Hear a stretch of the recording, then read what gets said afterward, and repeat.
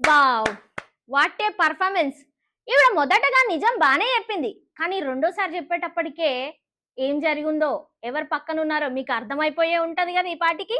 పేర్ని నాని గారు చెప్పినట్టు రప్పా రప్ప కన్ను సైగలోనే మొత్తం అవగొట్టేయాలి. ఒక్క నైట్ లోనే ఒక నిజాన్ని అబద్ధం చేసేసినారు.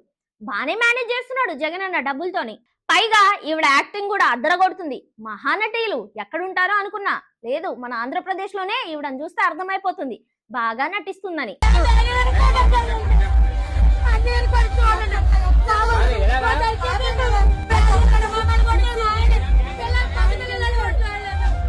ఆవిడ షాపు ధ్వంసం చేసింది మీరే, డబ్బులు ఇచ్చి కొన్నది కూడా మీరే అని నాకు అనిపిస్తుంది. మరి ఆవిడ సడన్ గా అంత ఆస్కర్ పర్ఫార్మెన్స్ ఎందుకు చేస్తుందంటారు? మీరు డబ్బులు ఇయ్యందే. మీరు ఆవిడ్ని బెదిరించారా, భయపెట్టారా, చంపేస్తానన్నారా ఇలా చెప్పకపోతే? ఏమైనా జరిగి ఉండొచ్చు, అది ఇంకా మీ ఊహాగానాలకే వదిలేస్తున్నా. ఎందుకంటే చెప్పే ఆవిడకు తెలుసు, చెప్పించే మీకు తెలుసు కాబట్టి. పొగాకు రైతుల్ని జగనన్న పరామర్శించడానికి వెళ్ళినప్పుడు దేవరపల్లిలో మీ అందరికీ తెలుసు కదా, వైసీపీ కార్యకర్తలు ఈ చిన్నపాటి హోటల్ మీద పడి అక్కడున్న హిందూ దేవుళ్ళ ఫోటోలను కూడా కింద పడేశారు. ఇంట్లో చిన్నపిల్లలని కూడా చూడకుండా ఎలా ఇష్టం వచ్చినట్టు చేసేశారు.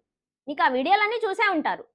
కానీ ది నెక్స్ట్ డే మరి అమ్మ మీరు ఇక్కడ ఎలా జరిగితే మీరు ఇక్కడ చెప్పకుండా మరి జగన్ గారు దేవుడని అదని ఇదని ఎందుకు అంటున్నారన్న, ఆయన వల్ల మేము లాభం పొందాం కాబట్టి జగన్ గారి గురించి ఇలా చెప్తున్నాం. ఏం మాట్లాడాలని నాకు తెలియదు, మేము ఆయన అందరిని బాగుపడ్డాం కాబట్టి మాకు మంచి జరిగిందని చెప్పామండి. ఇప్పుడు ఆవిడ కరెక్టే చెప్తుంది, ఎందుకంటే జగనన్న వల్ల చాలా లాభం పొందింది కాబట్టి. మీరేమనుకుంటున్నారో కామెంట్ చేయండి.